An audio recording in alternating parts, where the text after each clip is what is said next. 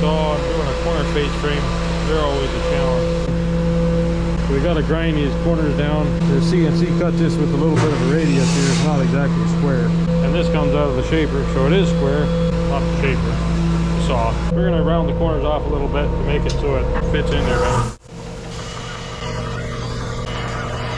Oh, just that simple, so I'll see if we can get it glued on here.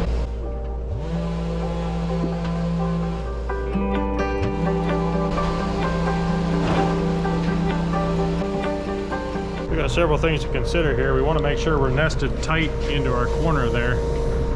We don't want that out of the way when you screw the ends, or it won't be square. So we got to get that nested back there, then get this screwed on here, and then we can pull the bottom in, and then we make the top flush all around there, etc. Somebody pocket hole the wrong side of that. Not exactly sure what the thought process was there, but it happened. So we're gonna throw some other pocket holes in there and we'll get it figured out.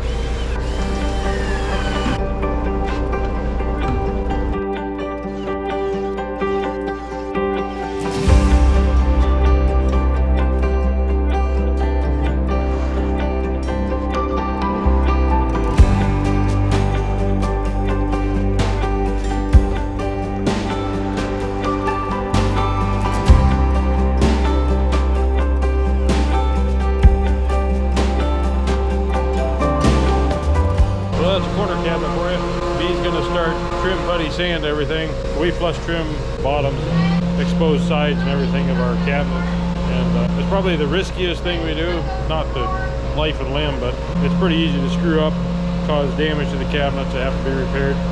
So it takes skill and finesse to get it right, but I'll let him show you how to do that. So whenever two cabinets are going to be joined together in the install, we put them together in the shop first. We get them all fastened together, then we can sand them so they're flush, and then finish them up. That way when we get on the field, we'll have a perfect fit, not just a good fit.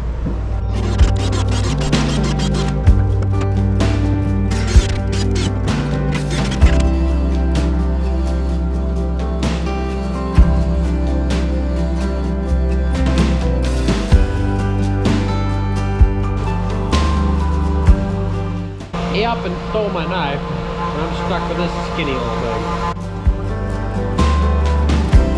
Alright, so we got the cabinet done. The face frame is on. Now we got to put the end panel on there. So it's glued to here, glued and screwed back to that. Always kind of a challenge because you got to try to clamp it if there's nothing to clamp to. And if we clamp back here, that tends to bow. So sort of a dance of getting enough pressure without doing any damage.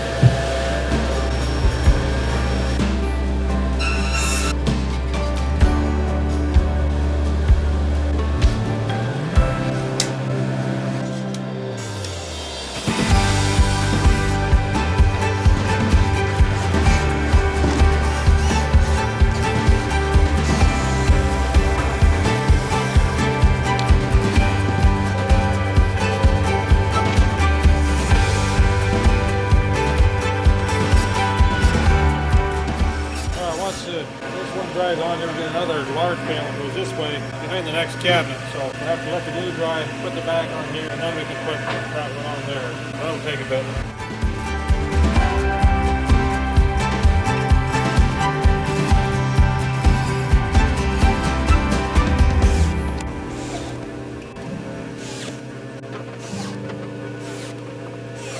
So there's that. Try to do that a bunch more times, and then we'll be done. Alright, so I didn't show you doing all of them over and over again because that'd be boring. But we got corner together, ready to put the face frame on there. That one's partly sanded up.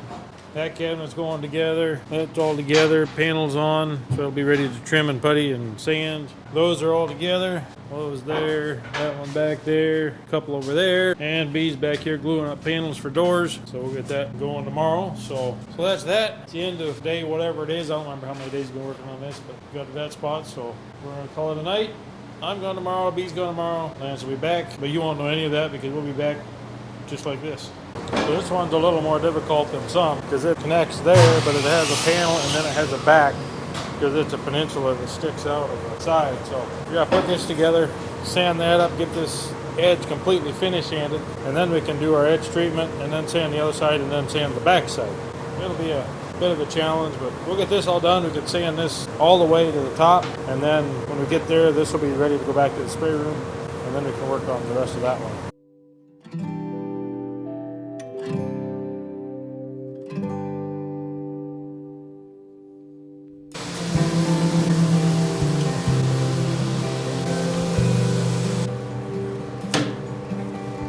Well, there it is. Those are all done up. Those now match perfectly. So when we get on the install, we can just run the screw holes back in the same spot, and it'll be basically a perfect match without even trying very hard.